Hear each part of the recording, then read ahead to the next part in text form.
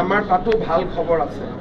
প্ৰবাসী অসমীয়াসকলৰ সহযোগিতা বাঢ়িব মই এতিয়াই ক'ব খোজা নাই, কিন্তু তেওঁলোকৰ পৰা আমি ইতিবাচক সংকেত পাইছোঁ।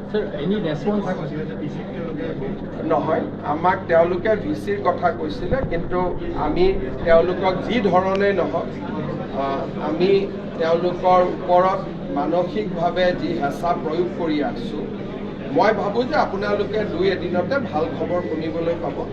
আৰু ছিংগাপুৰৰ প্ৰবাসী অসমীয়াসকলে তাৰ ভিতৰত এটা ভাল সংখ্যকে এই তদন্তত সহযোগিতাৰ আশ্বাস দিছে। আজি কালিৰ ভিতৰতে আমি ভাল খবৰ পাম বুলি মই আশা কৰিছোঁ। सर, Singapore authorities से कोई response मिला है क्या इस पर? আজি yesterday also Singapore police has sent some query to their family. Singapore investigation to बहुत seriously কৰি আছে. Singapore has sent certain vital query about Jubin.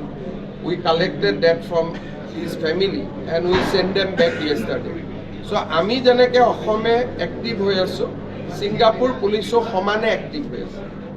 তেওঁলোকে they want to give us a proper report after conducting the inquiry completely.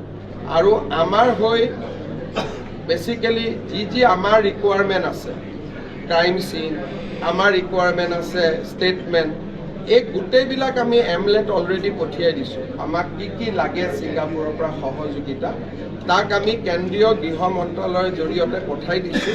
আৰু এই গোটেই কাগজবিলাক এতিয়া Singapore attorney জেনেৰেলৰ লগত আছে।